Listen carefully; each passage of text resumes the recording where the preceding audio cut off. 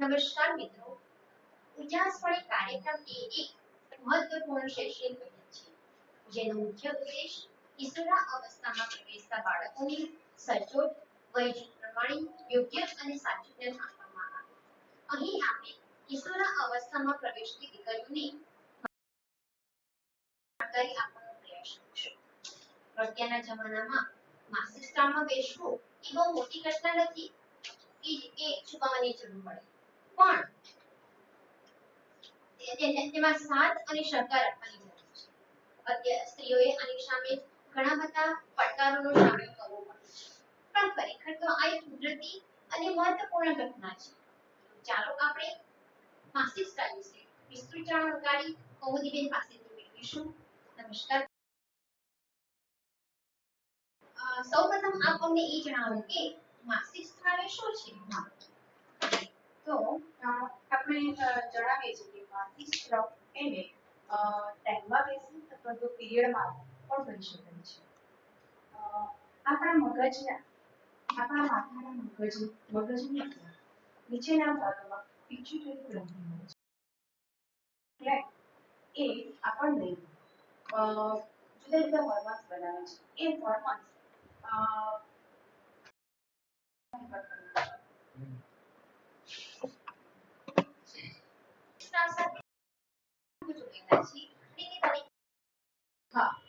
તો માસિક સ્ત્રાવ શરીરની અંદર પેટની નીચેના ભાગમાં યુટ્રસ એટલે કે ગર્ભાશય હોય છે. ગર્ભાશયની બંને બાજુ અંડાશય હોય છે. આ અંડાશયમાંથી સ્ત્રીબીજ ઓવ્યુલેશન છૂટું પડે છે, જે ફેલોપિયન ટ્યુબ દ્વારા ગર્ભાશયમાં જાય છે. ગર્ભાશય દર મહિને સ્ત્રીબીજને સુરક્ષિત રાખવા માટે ટિશ્યુની એક દિવાલ બનાવે છે, જે લોહી અને પોષક તત્વોથી ભરેલી હોય છે. જો સ્ત્રીબીજ ફળદ્રુપ ન થાય તો ગર્ભાશયમાંથી લોહીની સાથે યોનિમાર્ગ દ્વારા બહાર આવી જાય છે. આ રક્તસ્રાવ 3 કે 7 દિવસ સુધીનો હોય છે, પરંતુ દરેકને હળવા કે ભારે પ્રવાહ સાથે રહે છે.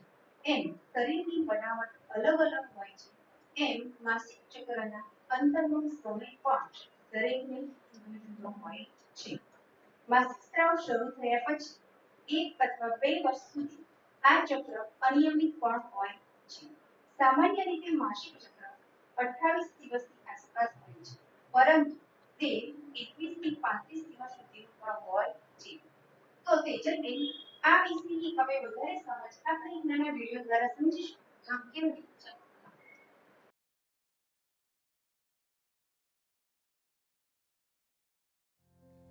તો ગર્લ્સ, હવે સૌથી અગત્યનું માસિક કેવી રીતે શરૂ થાય છે તે સમજીએ. તો સૌપ્રથમ અંડાશયના કાર્ય વિશે માહિતી મેળવીએ. આ ડાબું તથા જમણું અંડાશય છે. અંડાશયમાં અંડબીજ એટલે કે સ્ત્રી બીજ આવેલા હોય છે. છોકરીના જન્મ સમયે લગભગ 10 લાખ જેટલા અંડબીજ અંડાશયમાં સ્ટોર થયેલા હોય છે, અને તે ઇમ્મેચ્યોર એટલે કે અપરિપક્વ સ્થિતિમાં હોય છે. કિશોરાવસ્થામાં પહોંચતા સુધીમાં તેની સંખ્યા ઘટીને 4 લાખ થઈ જાય છે. આ પહેલાં આપણે માહિતી મેળવી કે 8 થી 9 વર્ષની વયે અંડાશયમાં ઇસ્ટ્રોજન અને પ્રોજેસ્ટેરોન નામના હોર્મોન બનવાનું શરૂ થાય છે, અને તે લોહીમાં ભળે છે. પછી ધીરે ધીરે બ્લડમાં તેમનું લેવલ વધતું જાય છે. લગભગ 12 વર્ષની ઉંમરે આ હોર્મોન્સનું બ્લડમાં લેવલ ક્રિટિકલ લેવલ એટલે કે ઇફેક્ટિવ લેવલ પર પહોંચે છે.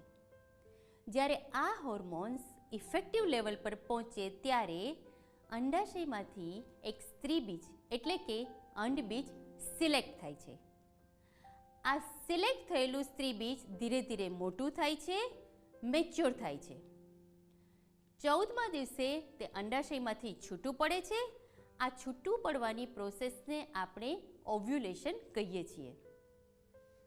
વિડીયોમાં તમે જોઈ શકો છો કે આ રિલીઝ થયેલું એટલે કે છૂટું પડેલું સ્ત્રીબીજ તરત જ ફેલોપિયન ટ્યુબમાં દાખલ થાય છે.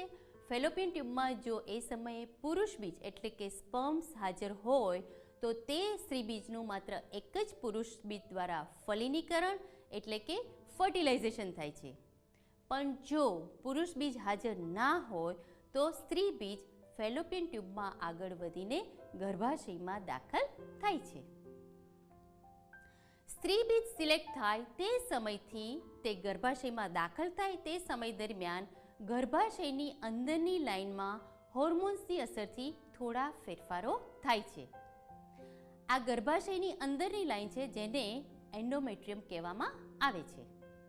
આ સમયગાળા દરમિયાન એન્ડોમેટ્રિયમ થીક એટલે કે જાડું થતું જાય છે અને સાથે સાથે તેની નીચે રહેલ બ્લડ વેસલ્સ એટલે કે રુધિરવાહિનીઓ તથા ગ્લેન્ડ્સ પણ જાડી થતી જાય છે.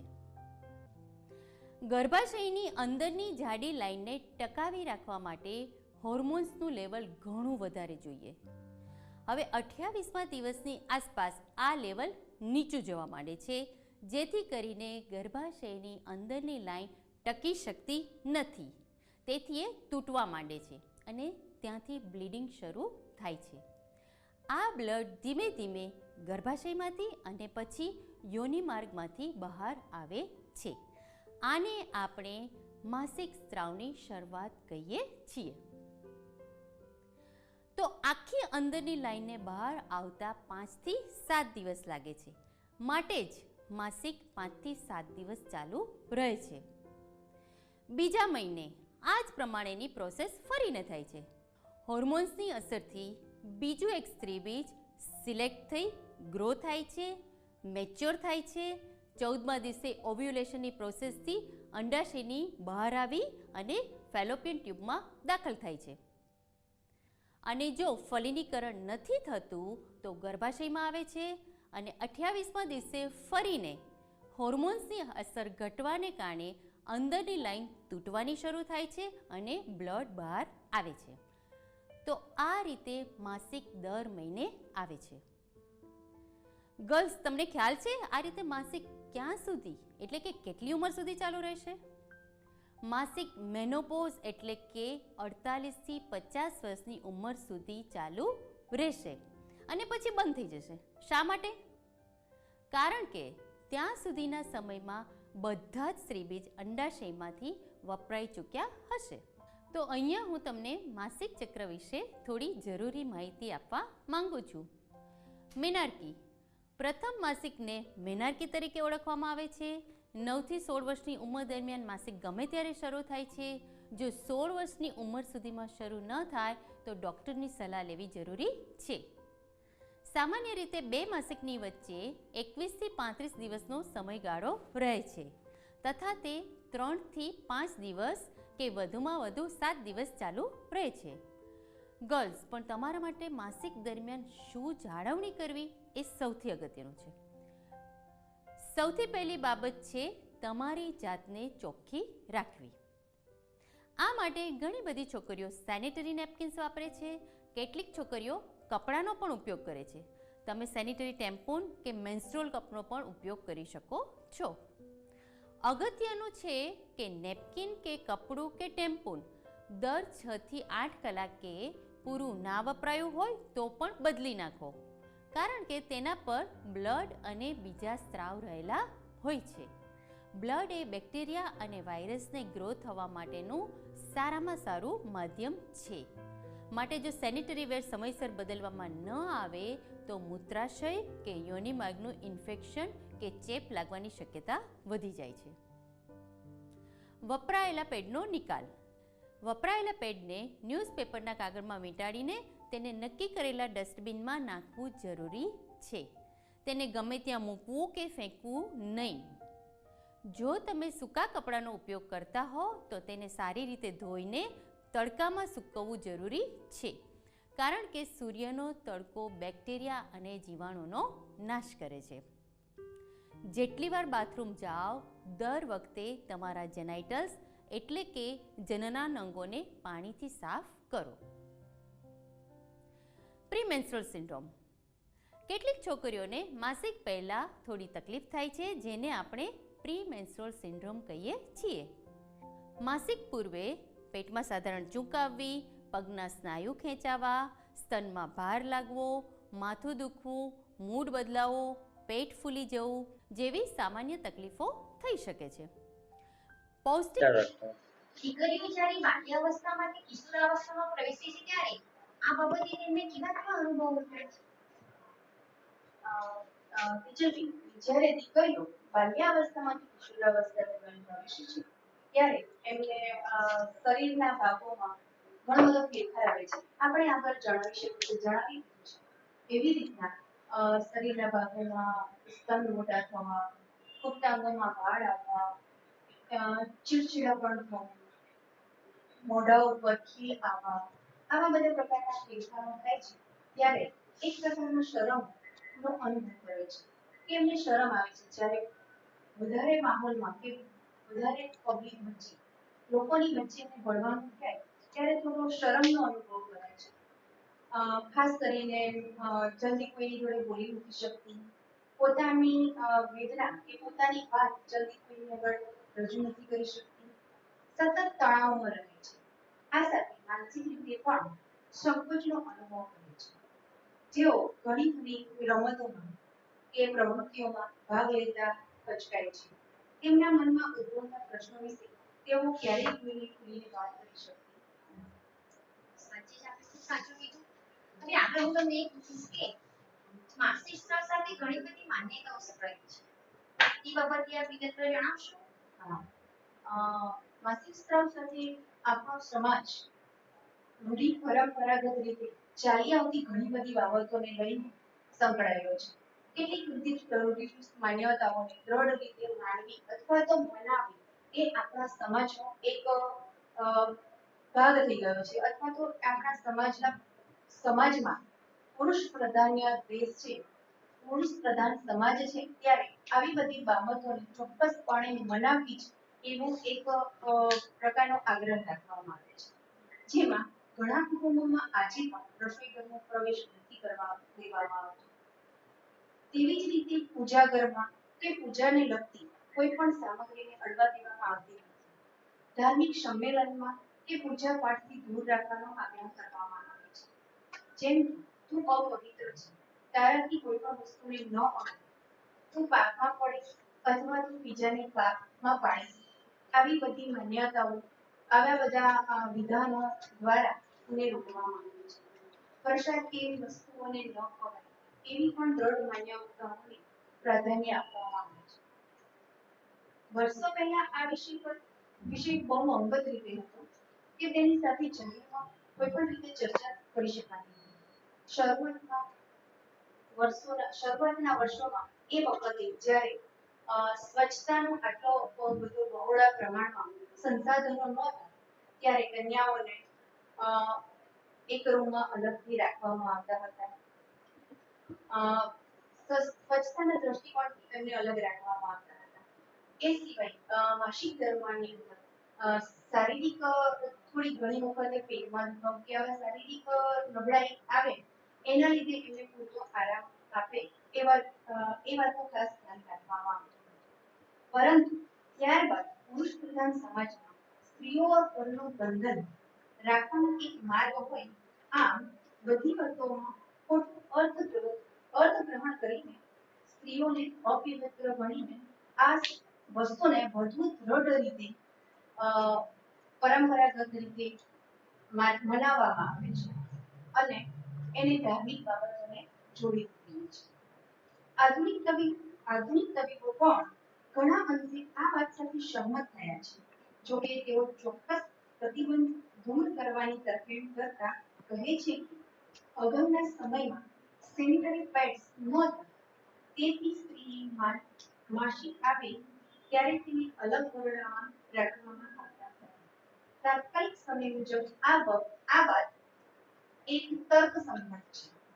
આપણે અત્યારે જોવા જઈએ તો અત્યારે સેનિટરી પેડ્સ પણ ઘણી બધી જાતના ઉપલબ્ધ હોય છે. પરંતુ જેમ જેમ વિવેક શક્તિ વધતી જશે એમ નૈતિક હિંમત પણ વધશે. તેમ તેમ સાચું શું છે એ સમજાતું જશે અને અમલમાં આવતું જશે. આપણે જાણીએ છીએ તેમ દક્ષિણ ભારતના કેટલાક સમુદાય એવા પણ છે કે ત્યાં પહેલી વાર કિશોરી માસિક ધર્મમાં આવે ત્યારે એક ઉત્સવ મનાવવામાં આવે છે. સગા સંબંધીઓને બોલાવી ઉજવણી કરવામાં આવે છે અને કહેવામાં આવે છે કે કન્યા હવે લગ્નની યોગ્ય થઈ ગઈ છે. તો ઘણા બધા સમાજમાં પરંપરાગત રૂઢિ પરંપરાગત ચાલતું પણ આવ્યું છે. એને બધ પણ કહેવામાં આવે છે અને ઘણી જગ્યાએ ઉત્સવ પણ મનાવવામાં આવે છે. પહેલાના જમાનામાં રહેવું પડતું અલગ રૂમમાં રહેવું, છતાં હજુ ઘણા સુધારા આવ્યા છે. આમ જોવા જઈએ તો સ્ત્રીને આ દિવસોમાં સહાનુભૂતિની જરૂર હોય છે. એટલું જ નહીં, આપણે એમને એમને વિશેની શારીરિક તકલીફોને સમજી અને માનસિક રીતે પણ આપણે પ્રોત્સાહન આપવું જોઈએ. આ સિવાય જો સ્ત્રી પોતે સમજીને તેની શ્રદ્ધા રૂપે મંદિરમાં કે રસોડામાં ન પ્રવેશે તો તેની મરજીની વાત છે, પણ તેના પર પ્રતિબંધ મૂકવો એ અન્યાય છે. આજે સરખા હકની વાત લડત લડીને સ્ત્રીઓ મહારાષ્ટ્રના શનિ શિંગણાપુર મંદિરમાં પ્રવેશ મેળવ્યો છે. કોર્ટના ઓર્ડર મુજબ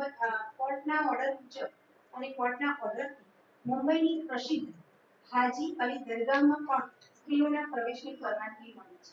આમ ઘણા ખરા દેવસ્થાનમાં કાયદા પ્રમાણે 10 વર્ષથી 50 વર્ષ સુધીની બહેનો આ મંદિરમાં પ્રવેશ મળતો નથી. છતાં હવે ધીરે ધીરે આ બધા કરના બંધનો દૂર થવા લાગ્યા છે અને તેમ છતાંય આપણું કામ આ છે કે હવે સમાજમાં આટલો બધો ટેકનોલોજી યુગ છે, સમાજ એટલો આગળ જાય છે, ત્યારે આપણે આ બધા પરંપરાગત જે માન્યતાઓ છે એને આપણે દૂર કરીશું અને સાચી સમજ લોકો સુધી પહોંચાડીશું અને સરસ, આપણે સાચી માહિતી અમને જાણકારી આપી.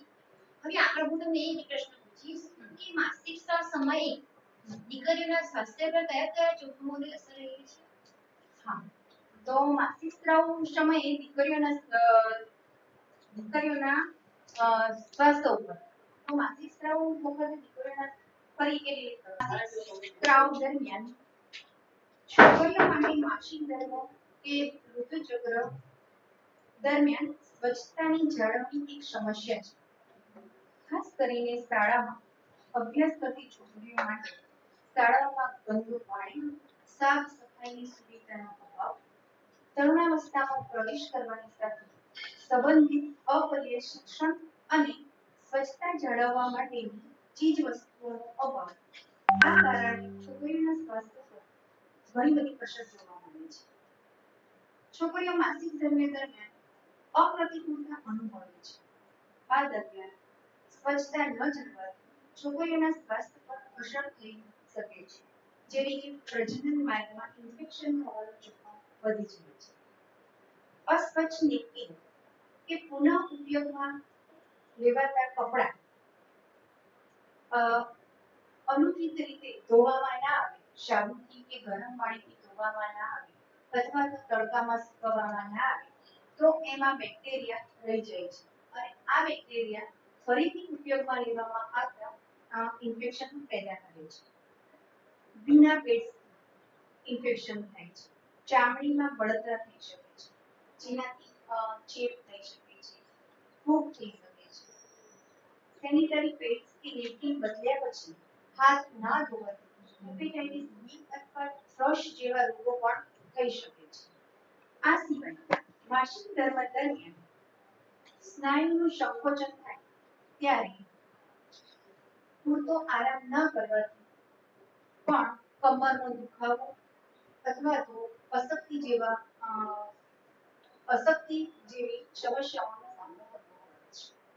તો આ સમયે સ્વચ્છતા રાખવી ખૂબ જ જરૂરી છે. હા, આ સમય સ્વચ્છતા રાખવી ખૂબ જ જરૂરી છે.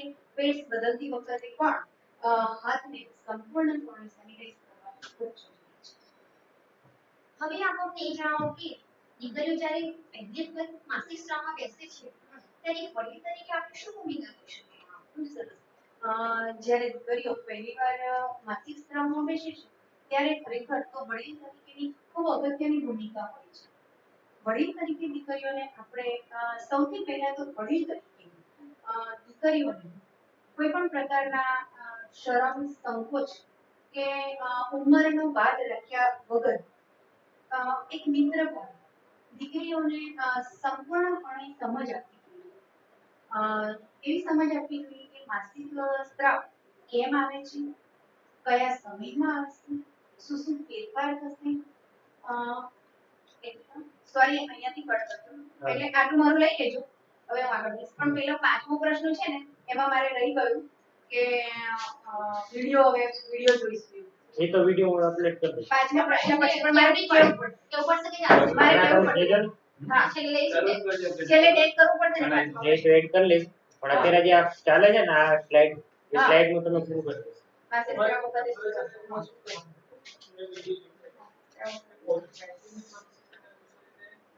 હા. તમારું કેટલું હતું? વડીલ તરીકે વડીલ તરીકે શું? વડીલ તરીકેની ભૂમિકા. તો આપણે એમને યોગ્ય રીતે કાળજી લેવાની જાણકારી આપવી જોઈએ. પેટ્સનો ઉપયોગ કેટલી વાર કરવો, કેવી રીતે ના કરવો, તેની સંપૂર્ણપણે આપણે સમજ આપવી જોઈએ. અને એ પણ સમજાવવું જોઈએ કે માસિક સ્ત્રાવને શરમાવાની જરૂર નથી. આ એક કુદરતી પ્રક્રિયા છે, સામાન્ય પ્રક્રિયા છે. અને આ પ્રક્રિયાને ગર્વ લેવાની બાબત છે કે આપણું સ્ત્રીઓનું શરીર, આપણું શરીર, કિશોરીઓનું શરીર એક પુખ્ત સ્ત્રીમાં રૂપાંતરિત થઈ રહ્યું છે. એટલે આ એક કુદરતી પ્રક્રિયા છે અને એની ગર્વ લેવો જોઈએ. ઘણી બધી જગ્યાએ આમ જોવો છો કે દીકરીઓ જ્યારે આમ માસિક સ્ત્રાવ બેસતી હોય ત્યારે સિરપ પણ બનાવવામાં આવે છે. હા. મીઠાઈ પણ વેચવામાં આવે છે. મીઠાઈ પણ વેચીને આપણે સેલિબ્રેશન કરતા હોઈએ છીએ કે ખરેખર સ્ત્રીનું શરીર હવે સ્ત્રીમાં રૂપાંતર થયું છે અને બાળકને જન્મ આપવા માટે આકાર લઈ રહ્યું છે. એટલે આ વસ્તુને આપણે અયોગ્ય કે શરમ, સંકુચિતતા ન લેતા ખરેખર આપણે એક વડીલ તરીકે પણ છોકરીઓને અથવા તો આપણે આ શાળાની છોકરીઓને પણ શિક્ષક તરીકેની પણ ભૂમિકા એવી હોય છે કે આપણે શાળામાં પણ છોકરીઓને ખૂબ સારી રીતે આપણે સમજાવવા જોઈએ. આ વસ્તુની પૂરેપૂરી માહિતી આપવી. હવે આપ અમને એ સમજાવો કે માસિક સ્ત્રાવ દરમિયાન કઈ કઈ વસ્તુનો ઉપયોગ કરવો જોઈએ અને તેનો નિકાલ કેવી રીતે કરવો જોઈએ? એ તો અગત્યની વાત છે કે માસિક સ્ત્રાવ વખતે આપણે અત્યારે તો માર્કેટની અંદર ઘણા બધા પ્રકારના સેનિટરી પેડ્સ ઉપલબ્ધ છે. પરંતુ આપણે જે વિસ્તારમાં નોકરી કરીએ છીએ, જે વિસ્તારની અંદરથી આપણે આવીએ છીએ, જે વિસ્તારમાં આપણે કામ કરવાનું છે, ત્યાં હજુ પણ અફોર્ડ નથી કરી શકતા. આર્થિક સમસ્યાઓને લીધે, આર્થિક તકલીફના લીધે ઘણા બધા વાલીઓ, પેરેન્ટ્સ એ વસ્તુઓ સેનિટરી પેડ્સ દર મહિને અફોર્ડ નથી કરી શકતા. ત્યારે આપણે ખરેખર એમને હું તમને થોડી યોગ્ય માહિતી આપું કે માસિક સ્ત્રાવ વખતે રૂમ, પેડ્સ, ટીશ્યુ અથવા સૂતી કોટન કપડાનો ઉપયોગ કરવો જોઈએ. હવે સૂતી કપડાનો જ્યારે ઉપયોગ કરતા હોય ત્યારે એને ગરમ પાણીમાં સાબુથી સ્વચ્છ રીતે ધોઈ અને એને તડકામાં જ સૂકવવાનો આગ્રહ રાખવો જોઈએ કે જેના કારણે એના ઉપર બેક્ટેરિયા કે કોઈ પણ પ્રકારના કીટાણુ ના હોય અને એ પાછળથી ઇન્ફેક્શન પેદા કરી શકે નહીં. આ સિવાય આપણે જ્યારે પેડ્સનો ઉપયોગ કરતા હોય તો એને પેડ્સને પણ સ્વચ્છ રીતે પોલિથીન કપડામાં લપેટીને રાખવા જોઈએ.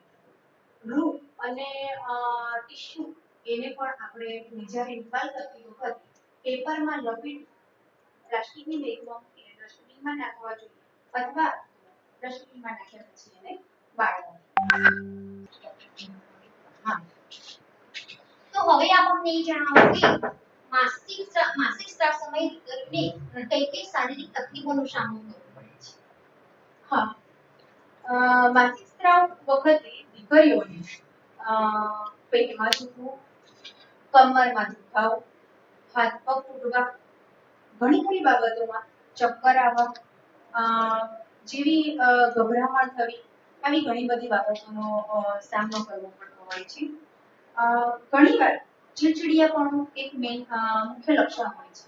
માસિક સ્ત્રાવ વખતે ઘણી ખરી બહેનોને, ઘણી ખરી દીકરીઓને ચીડચીડિયાપણું પણ આવે છે.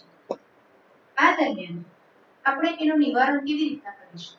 તો આ દરમિયાન આપણે જ્યારે પેટમાં આપણને દુખાવો થતો હોય કે માસિક સ્ત્રાવ વખતે પેટમાં દુખાવો થતો હોય ત્યારે ગરમ પેડ્સ અથવા તો પાણીની બોટલની અંદર ગરમ પાણી ભરી અને કપડામાં બોટલ લપેટી અને પેટના નીચેના ભાગમાં મૂકવાથી કોરોનામાં આપણને અનુભવાય છે. આ સિવાય હું સ્લાઇડ્સમાં બતાવીશ કે હળવી કસરતો પણ આપણે થોડી કરવી જોઈએ. આ વખતે આપણને કહેવામાં આવે છે કે અમુક પ્રકારનો ખોરાક નહીં પણ માસિક સ્રાવ વખતે હંમેશા સમતલ આહાર લેવો જોઈએ. જેવું કે સમતલ આહારની અંદર શાકભાજી, વિટામિન સી, દૂધ, પૂર્ણ ન્યુટ્રિશન અને કાર્બોદિતથી ભરપૂર હોય એવો આપણે આહાર લેવો જોઈએ. ખૂબ પીડાદાયક દિવસોમાં ઘણી વખતે એવું પણ બની શકે છે કે આ દિવસો ખૂબ જ પીડાદાયક હોય છે. તો આ દિવસો દરમિયાન દર 4 થી 6 કલાકની અંદર પેટ્સને બદલવા જોઈએ. જરૂર લાગે તો આપણે પૂરતો આરામ પણ કરવો જોઈએ. ઘણી વખતે એવું પણ બની શકે કે આ સમય દરમિયાન ઘણી બધી સ્ત્રીઓને, મહિલાઓને વારંવાર આવા બધા ઉપાય કરવા છતાં પણ જો દુખાવો ના મટતો હોય અથવા તો દુખાવો અસહ્ય થઈ પડતો હોય ત્યારે ગાયનિક ડોક્ટરને મળી અને ગાયનિક ડોક્ટરની પણ સલાહ આ રીતના આપણે માસિક સ્રાવ વખતે થતા દુખાવામાં રાહત મળી શકે છે. સરસ કૌમુદીબેન, આપે અમને આ વિશે સરસ વિસ્તૃત માહિતીસભર જાણકારી આપી. હા, પણ તેજલબેન હજી પણ મારે એવું કહેવું છે કે આ તો આપણે બધાને લગભગ મોટાભાગે ખબર છે કે માસિક સ્રાવ વખતે શું કરવું જોઈએ. પરંતુ આપણે જોવા જઈએ તો આપણે પંચમહાલની અંદર ઇનોવેશન ફેરમાં એક ભાઈએ એક પેડ્સનું મશીન બનાવ્યું. મારે વાત થઈ એ ભાઈ જોડે તો એમણે એવું કીધું કે એ પેડ્સનું જે મશીન છે એની આપણે ફાઇનાન્શિયલી 4000 રૂપિયામાં જ પરચેસ કરી શકાય 4000 રૂપિયામાં અને એમાં 5નો સિક્કો નાખતા પેડ્સ બહાર આવે. તો ખરેખર ઘણી જગ્યાએ આપણે એરપોર્ટ પર જોવા મળતા, એરપોર્ટ પર, રેલવે સ્ટેશન પર, મેટ્રોપોલિટન સિટીમાં કે મોટી સિટીઓમાં આ બધું પબ્લિક પ્લેસ પર અવેલેબલ હોય છે. તો જે કન્યાઓને બાલિકા કે કન્યાઓની કસ્તુરબા ગાંધી વિદ્યાલય આવી જે કન્યાઓની સ્કૂલો હોય છે તો ત્યાં ખરેખર આવા પેડ્સ કરી શકીએ તો આપણે વધારે જાગૃતતા લાવી શકીએ અને આપણી બાળકીઓને આ બધા ઇન્ફેક્શનથી બચાવી શકાય. સાચી વાત છે. અને આ રીતે આપણે શાળામાં પણ આ રીતના મીટિંગ કરીને દીકરીઓને વાતચીત કરી શકીએ. એમને જાગૃતતા એ લોકોમાં પણ લાવી શકાય. એમના માતા પિતાને બી આપણે જાગૃત કરી શકીએ. આપણે પણ જ્યારે આપણા જોડે જે ભણવા આવતી દીકરીઓ જે છે એ મોટી દીકરીઓ છે. જ્યારે આપણે કહીએ છીએ 9 વર્ષથી ઉપરની દીકરીઓ આપણી જોડે આવે છે ભણવા માટે ત્યારે આપણે એક શિક્ષક તરીકે પણ એક સ્પેશિયલ ટાઈમ કે સ્પેશિયલ પીરિયડ લઈ અને દીકરીઓને અવેરનેસ વિશે આપણે સમજૂતી આપવી જોઈએ. આના વિશે આપણે સૌ વધારે માહિતી આપવી જોઈએ. જે ગેરમાન્યતાઓ એના મગજની અંદર છે એ ગેરમાન્યતાઓને દ્રઢ કરી અને પ્રાધાન્ય દૂર કરી શકાય અને વિસ્તૃત ચર્ચા કરીને આપણે એમને અવેરનેસનું જ્ઞાન આપી શકીએ. બીજું આપ અમને એ જણાવો કે આ સમયમાં દીકરીઓ કેવો આહાર લેવો? હા, આપણે આગળ જોઈ ગયા એવી રીતના કે આ સમયની અંદર હંમેશા સમતોલ આહાર લેવો જોઈએ. ન્યુટ્રિશન વાળો, દૂધ, વિટામિન સી વાળો લેવો જોઈએ. અને એવું પણ કહેવામાં આવે છે કે આ સમય દરમિયાન આ વસ્તુ ના ખવાય એવો ઘણી વખત પ્રતિબંધ આપણા વડીલો તરફથી મા દાદી એવા વડીલો તરફથી હોય છે ત્યારે રોકટોક હોય છે ત્યારે આપણે એમને પણ કહેવું જોઈએ કે ખરેખર આ સમય દરમિયાન પૂરતો સમતોલ આહાર લેવો એક શિક્ષક તરીકે આપણે આ બધી માહિતી એમના વાલીઓ સુધી પૂરી પાડવી. હા, આપણે આપણી અગત્યની ભૂમિકા છે કે આપણે એક શિક્ષક તરીકે અથવા તો આપણે એક શિક્ષિકા બેન ત્યારે તો આપણી સૌથી વધારે જવાબદારી બની શકે છે કે આ સમય દરમિયાન આની સંપૂર્ણપણે માહિતી આપણે વાલીઓને પણ આપી શકીએ, એમની માતાઓને પણ આપી શકીએ અને બાળકીઓને પણ આપણે આપી શકીએ. તો એનો એક નાની વિડીયો દ્વારા સમજાવીશ તમને કે આની માહિતી પણ આપણે દીકરીઓ છે એની માતાઓને સ્કૂલમાં બોલાવી અને આપણે કેવી રીતે સમજાવી શકીએ.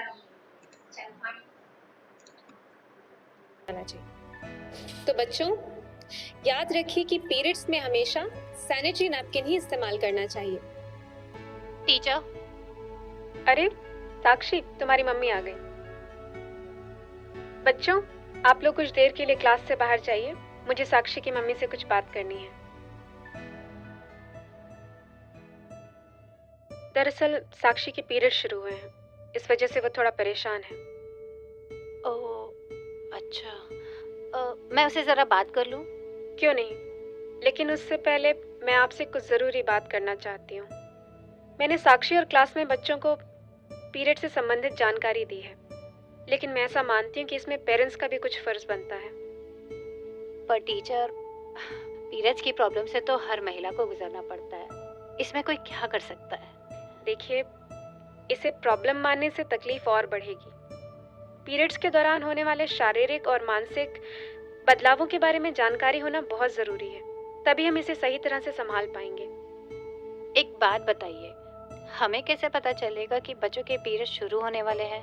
पीरियड शुरू होने के कुछ दिन पहले ही हमारे शारीरिक और मानसिक व्यवहार में बदलाव आता है, जैसे कि स्तनों में सूजन आना, पेट में दर्द होना और चिड़चिड़ापन आ जाना। जी बिल्कुल। अलग अलग महिलाओं में अलग अलग प्रकार के लक्षण होते हैं। इसे पीएमएस या फिर प्री मेंस्ट्रुअल सिंड्रोम कहते हैं। टीचर, ये पीएमएस से बचने का कोई उपाय है? देखिए, पीएमएस हार्मोन्स की वजह से होता है, इससे पूरी तरीके से तो नहीं बचा जा सकता, लेकिन एक्सरसाइज करने से बहुत आराम मिलता है। इसीलिए बच्चों को खेलने दीजिए और आप भी एक्सरसाइज कीजिए। एक्सरसाइज के साथ साथ पौष्टिक आहार लेना भी बहुत ज़रूरी है, जिसमें कार्बोहाइड्रेट्स, विटामिन सी और आयरन हो। और हाँ, पीरियड्स में कुछ चीज़ों से दूर रहना चाहिए, और पीएमएस ज़्यादा तकलीफ दे तो डॉक्टर से सलाह लें। टीचर, कहते हैं कि पीरियड्स में हम अशुद्ध हो जाते हैं, तो क्या इसीलिए हम पे रोक लगाई जाती है? ये सोच बिल्कुल गलत है। पीरियड्स के दौरान यदि हम खुद को साफ सुथरा रखें तो हमारे कुछ खाने या कहीं जाने पर कोई रोक नहीं है। पीरियड्स के दौरान खुद पर रोक लगाना एक बहुत ही पुरानी सोच का नतीजा है। हमारा फर्ज बनता है कि आज की इस पीढ़ी को इस सोच से बिल्कुल दूर रखें। टीचर, हम कितने खुशनसीब हैं जो हम सैनिटरी नैपकिन यूज करते हैं, पर ऐसी कई महिलाएं हैं जो आज भी सूती कपड़े इस्तेमाल करती हैं। जी, सही कहा आपने। पीरियड्स के बहाव को रोकने के लिए महिलाएं सिर्फ सूती कपड़ा ही नहीं, सूखी घास भी इस्तेमाल करती हैं। क्या? जी हाँ, और इससे इन्फेक्शन और सर्वाइकल कैंसर होने का भी खतरा रहता है। इसीलिए हमें सिर्फ और सिर्फ सैनिटरी नैपकिन्स का ही इस्तेमाल करना चाहिए। पर टीचर, आजकल मार्केट में कितने तरह के सैनिटरी नैपकिन आए हैं, समझ में नहीं आता कौन सा इस्तेमाल करें। मैं बताती हूँ आपको। हर पैड के अलग होने के पीछे भी एक वजह है, जैसे कि वंडरविंग सैनिटरी नैपकिन, जिसमें 2 प्रकार आते हैं, फ्लफी और अल्ट्रा, जो अलग अलग साइजेस में होते हैं और जिनका यूज बहाव और ज़रूरत के अनुसार किया जाता है, नहीं होने देते। आज आपसे बहुत कुछ सीखने को मिला। मुझे अपनी जिम्मेदारी से वाकिफ कराने के लिए शुक्रिया। मैं साक्षी के मेंस्ट्रुअल हाइजीन का ध्यान रखने के अलावा उससे समाज की पुरानी सोच से भी बचाऊंगी। वैसे भी आज से आपकी जिम्मेदारी बढ़ गई है। अब आप सिर्फ साक्षी की माँ ही नहीं, बल्कि इसकी दोस्त भी हैं। ये वक्त डर और शर्मिंदगी का नहीं, बल्कि उत्साह और खुशी का है। આયા આટલી સરસ જાણકારી આપી એ બદલ આપનો ખૂબ ખૂબ આભાર. પણ આભાર. અને મને પણ એવી આશા જ છે કે હવેથી આપણી સ્કૂલોની અંદર આપણે શિક્ષિકા બેન તરીકે આપણે આપણી છોકરીઓનામાં અવેરનેસ ચોક્કસ લાવીએ. સાચી વાત છે. Thank you. આભાર. આભાર.